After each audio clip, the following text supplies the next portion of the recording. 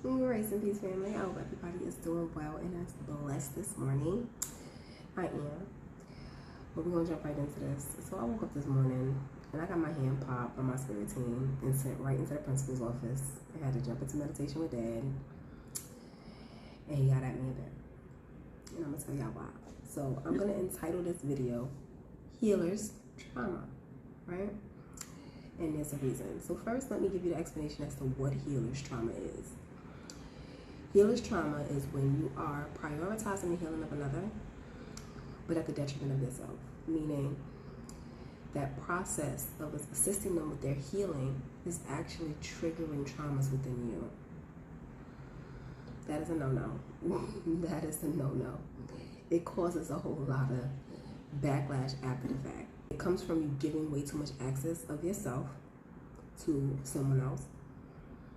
A lot of times they want that access, but they don't want to do the work. So that is a big factor. It causes you to lose yourself. That's where the trauma aspect comes from. When you give too much of you toward the healing of another person, and they're giving less toward it, you're in a sense losing yourself because you're dedicated to something that they're not dedicated to for them.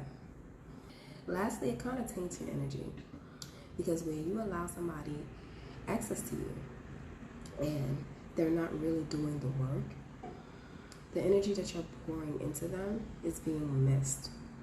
So you'll find that you're just draining you and draining your energetic resources, but none of it is even being used. It's like giving somebody a glass of water and they're not drinking it, they're just pouring it down the drain. And every time you see that cup empty, you're filling it back up, but they're not drinking it. So this is why this is important. So now, everybody goes through, healer's trauma if you are someone who cares about others. If you operate heavy out of your feminine energy, you most likely have gone through healer's trauma. We have a lot of people who are like, they're in relationships and they're like, oh, I need to be there for them because their family was bad. They have, they were abandoned, so I don't want to abandon them. But in all honesty, you cannot fight fire with fire. If someone has an abandonment wound and you are attempting to help them heal it, and you think that the process is not abandoning them, that's not necessarily the case, because even if you stay there with them, every single day they're still going to think you're going to abandon them anyway.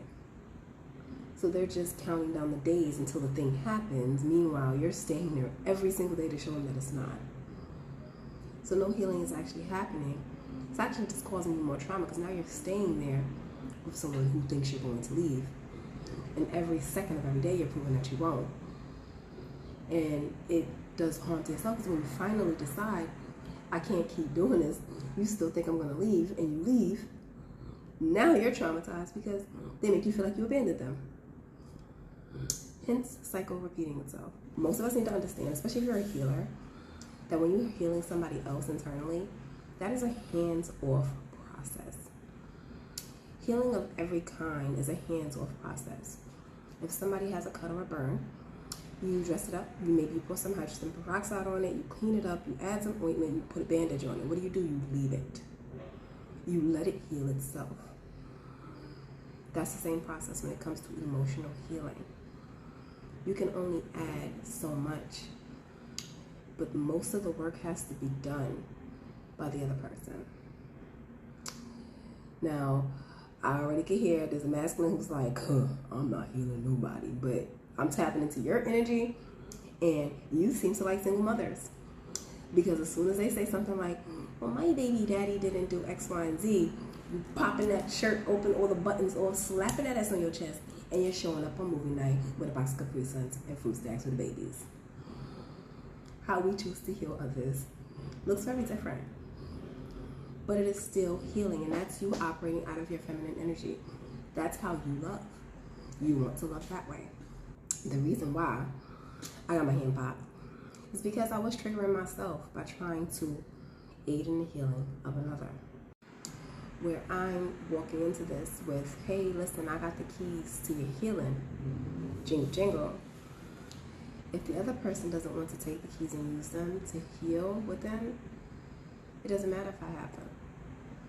And I have to be okay with the fact that healing is a choice.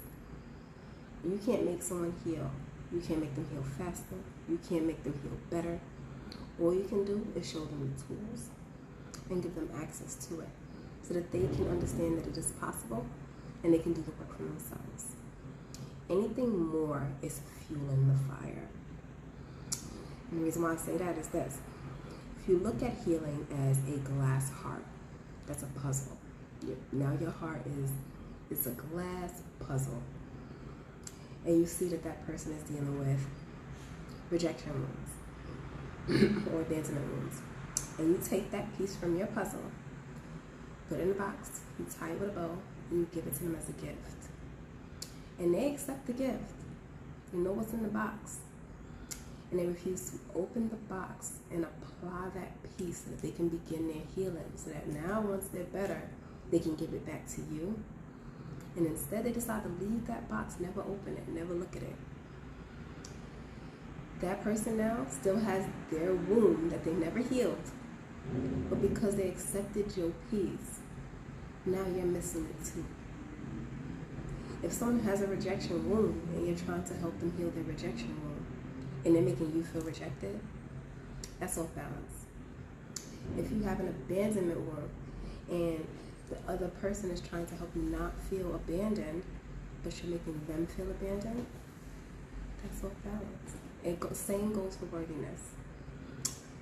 You are trying to show somebody that they're worthy and they're making you feel worthless in the process. You already know. So that's where we are. Now, when my spirit team popped my hand, I don't get upset. I actually love it because it reminds me why I do this so humbly.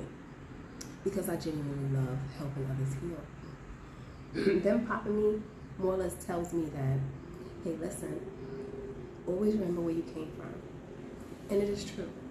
Because I've been through all of them. Childhood traumas, I've had them all. Rejection wounds, I've had them all. Abandonment, worthiness, I've sorted through all these things. So to fall back into a position where I'm working through them all over again because I'm not setting energetic boundaries, it's a tough pill to swallow, but it just reminds me that healing is an ongoing process, that even though you've healed from certain things, sometimes you gotta go back and be like, okay, so what did that look like? Could I tweak that a little better? And it is the case. Remember why you do this also.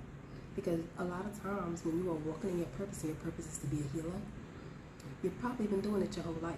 Granted, maybe you didn't have the tools to do it correctly. But as you perfect the tools, it just reminds you that you're walking in purpose always. And that part, I adore. So, I'm going to use this day to dance off the feeling of knowing that I have to be a little hands-off, especially in matters of the heart. When you love someone else, sometimes you have to love them enough to take a step back and allow them to do the work for themselves. And that's okay as well. Stepping back does not mean you love them less. It just means you love yourself. So, I'm going to leave this right here. Keep in mind, family, that it's never a bad thing to be selfless, but it is bad to lose yourself. Have a blessed day, everybody. Love and light. And I'll talk to you next time. Peace.